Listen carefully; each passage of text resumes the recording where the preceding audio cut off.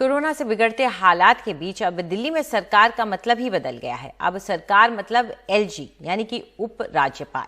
दिल्ली शासन कानून पर राष्ट्रपति की मुहर के बाद कल ही गृह मंत्रालय ने इसे लेकर अधिसूचना जारी कर दी थी। इस पर ज्यादा जानकारी के लिए आइए सीधा रुख करते हैं हमारे सहयोगी शरद शर्मा का। शरद, क्या मतलब है इसका? अब क्या अगर लोग गुहार लगाते हैं दिल्ली सरकार से, तो क्या उनकी गुहार अब एलजी के लिए हो, उपराज्यपाल के लिए हो, या अपने मुख्यमंत्री के लिए हो? देखिए, सीधा मतलब है कि अब औपचारिक रूप से दिल्ली के अंदर सरकार का मतलब उपराज्यपाल हो गया है। अभी तक केवल केंद्र ने कानून पास किया था, राष्ट्रपति ने मंजूरी दी थी, लेकिन उस कानून को गृह मंत्रालय ने लागू नहीं करवाया था। लेकिन इस आपदा के बीच में जब हर कोई बेड्स ढूंढ रहा है, कोई ऑक्सीजन सिलेंडर ढूंढ रहा है, कोई रेमडेसिविर इंजेक्शन ढूंढ रहा है, उस बीच में 27 अप्रैल से दिल्ली के अंदर वो कानून लागू हो गया है।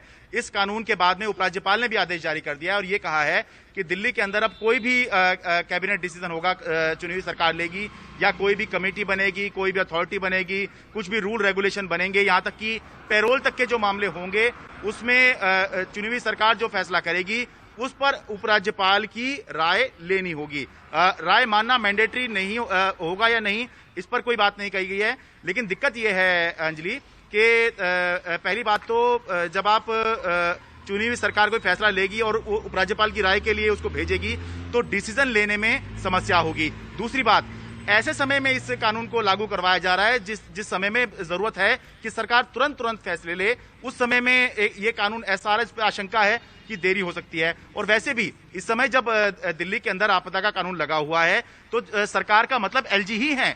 दिल्ली के अंदर सबसे ज्यादा पावर इस समय में भी उपराज्यपाल के पास ही है, क्योंकि वो दिल्ली डिजास्टर मैनेजमेंट अथॉरिटी के अध्यक्ष हैं। जो मुख्यमंत्री होते हैं, उपाध्यक्ष होते हैं, अध्यक्ष के पास जो है वो असीमित अधिकार होते हैं इसके अंदर, तो वो कुछ पहले वैसे भी कुछ भी कर सकते हैं।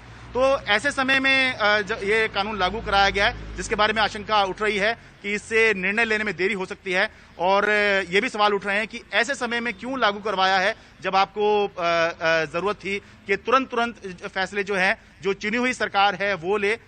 उस समय में सारे अधिकार देने का जो कानून है वो उपराज्यपाल के लिए देने के लिए लागू करवा दिया गया है। अंजलि जी, बहुत बहुत शुक्रिया आपका इसके लिए। तो बड़ा सवाल यही है कि आपदा के बीच में आखिरकार ये बदलाव लाना और इस अधिसूचना को जारी करने की क्या जरूरत पड़ गई थी।